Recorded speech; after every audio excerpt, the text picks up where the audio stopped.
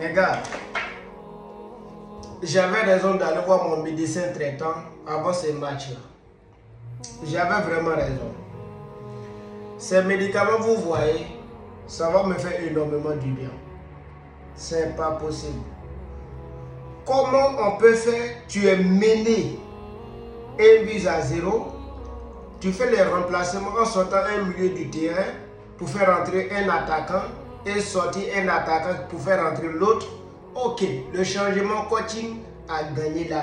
On est d'accord. Le but a été égalisé. Tu dois faire quoi maintenant? Sangaré Ibrahim qui était fatigué à bout. Il était fatigué complètement. Sors-le, tu fais rentrer un milieu du terrain pour refroidir encore, pour apporter de la fraîcheur au milieu du terrain. Mais dommage, Emerson Faé, il a laissé les mêmes équipes-là continuer. Ah, franchement dit. Dommage pour la Côte d'Ivoire. L'équipe de France, même les journalistes français, ils avaient peur de croiser la Côte d'Ivoire. Ils avaient peur de nous. Jusqu'à ils ont dit que c'est mieux qu'ils finissent premier à ne pas croiser la Côte d'Ivoire. Pourtant que la France, tellement qu'ils ont neutralisé la Norvège lors de leur troisième match. Et voilà nous. Un faux but. Un faux but. Premier but même d'abord, on ne peut même pas parler. Hein? Gueladoué qui n'était plus à son poste. Et voilà Sangaré Ibrahim qui vient défendre lui. Le joueur, ils font sur toi, nous ça, ils font sur toi. Toi, tu prends des reculs. Tu recules pourquoi? Tu as peur de lui pourquoi? Il recule. Et voilà, centre opposé. La balle enroulée. Il a lavé la lucarne. Et voilà, nous, on est à terre. Qu'est-ce qu'on va dire à nos voisins maintenant? Qu'est-ce que nous allons dire? La Coupe du Monde sans la Côte d'Ivoire, comment la Coupe du Monde va continuer?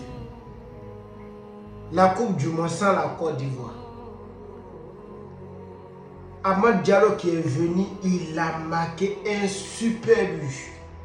Et au final, tu vois l'entraîneur norvégien, il a fait des remplacements. En sortant Moussa, il fait rentrer Bob. Il fait sortir aussi Solto. Il fait rentrer un autre attaquant. Et voilà quand il gagne. Ça a payé. Ça a payé. Voilà, nous maintenant on est éliminés. Comment nous allons faire maintenant? Mondial sans la Côte d'Ivoire. Mondial sans la Côte d'Ivoire, ce n'est plus mondial. On disait quoi l'année ça là, c'est l'année de la Côte d'Ivoire. Que c'était l'année de la Côte d'Ivoire, dommage. Voilà. On s'est fait éliminer par une équipe même qu'on peut les gagner. Hein? On s'est fait éliminer. Donc ça veut dire que non, le coach norvégien, il a dit, il a fait. Qu'est-ce qu'il a dit? On a été prévenu déjà. On a été prévenu. Il a même dit qu'il connaît comment l'équipe de Côte d'Ivoire joue. Et effectivement, et voilà, nous on est à terre. La Côte d'Ivoire qui s'est fait éliminer par la Norvège. Quel dommage. Quel dommage. On aurait dû voir la Côte d'Ivoire contre le Brésil. À cette allure, bah ça y est. On est éliminé. Et Memphis Faye, il a déconné aujourd'hui. Très honnêtement, il a déconné. Très honnêtement, il a déconné.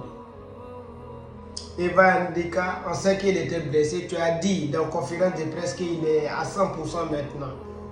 Et pourquoi tu ne l'as pas fait rentrer? Pourquoi? L'autre aussi, Wilfried Senghor. Eh Dieu!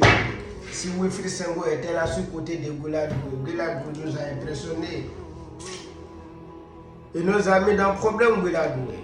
Il a fait les bons matchs, des bonnes préparations, mais au final, au mondial, c'était catastrophe. Bon, de toute façon, on retient que du positif. C'est la première fois que la Côte d'Ivoire franchit la barre des huitièmes de finale. Sinon, d'habitude, c'est phase éliminatoire. On revenait à la maison. Donc, ils ont créé l'histoire quand même, cette génération. Mais dommage pour nous. Dommage. Ça fait si mal. Tu finis d'égaliser, comment tu peux baisser les bras? Oh, j'ai mal à la tête. Complètement mal à la tête. Qu'est-ce qu'on va faire? Putain. Ce n'est plus intéressant la Coupe du Monde.